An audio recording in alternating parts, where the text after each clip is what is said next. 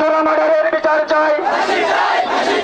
বেশি নয় 10 মিনিট আমাদের হাতে তুলে দিন, দেখুন আমরা কি করতে পারি।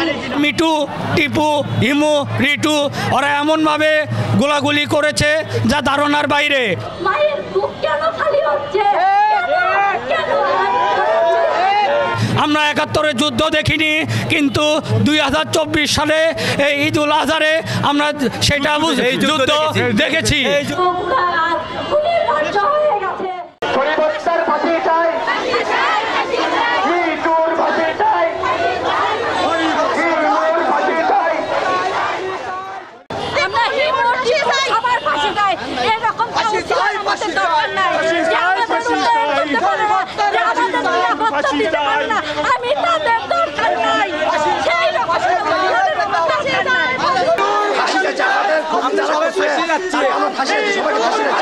এলোপাতারি গুলি করেছে।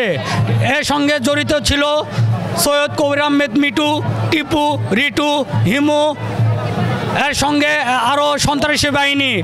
টিপু এবং হিমু সবার কাছে হচ্ছে অস্ত্র ছিল। যে অস্ত্র যদি ওদের কাছে মানে ওদের অস্ত্রটা কিসের জন্য দেওয়া হয়েছে? আত্মরক্ষার জন্য, তাদের আত্মরক্ষার জন্য। কিন্তু সে যদি তার মানে অন্য সেটার বিপরীত ব্যবহার করে, তাহলে আমাদেরকেও অস্ত্র তুলে দেন, আমাদের হাতে অস্ত্র তুলে দিন, আমরাও এভাবে তাদেরকে মার্ডার করে আসবো। টিপু হলো এরা হলো মনির, এরা প্রকৃত সন্ত্রাস, এদের শাস্তি চাই। আপনি যদি না পারেন আমাদের হাতে তুলে দিন, আসামিদের আমাদের হাতে তুলে দিন, আমরা তার বিচার করব, আমরা তার বিচার করব। বেশি নয় 10 মিনিট আমাদের হাতে তুলে দিন, দেখুন আমরা কি করতে পারি। মিটু, টিপু, হিমু, রিটু ওরা এমনভাবে গোলাগুলি করেছে যা ধারণার বাইরে।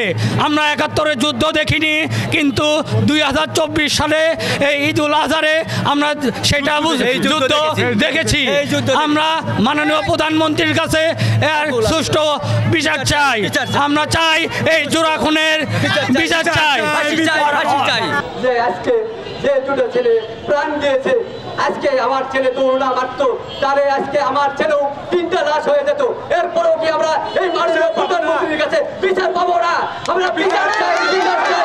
এলোপাতারি 15-16 আউন্স গুলি করছে, যেখানে সেখানে আপনি পিস্তলের হুমকি দেখায়, যেখানে সেখানে ফাঁকা আওয়াজ করে।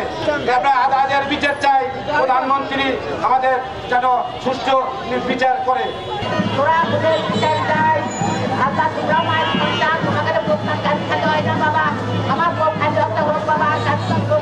ধর্মীয় উৎসবে প্রধানমন্ত্রী আপনার বাবা যদি এত বছর ধরে মানে হত্যার বিচার করতে পারেন, তাহলে এত এত মায়ের বুক কেন খালি হচ্ছে? আমাদের দেশে আইন ঠিকই আছে, কিন্তু আইনের শাসনটা নাই, আইনের শাসনের অভাব। এই জন্য বগুড়া আর খুনের রাজ্য হয়ে গেছে। তাই আমি বলবো যে আপনি শুধু বগুড়ার দিকে একটু দৃষ্টি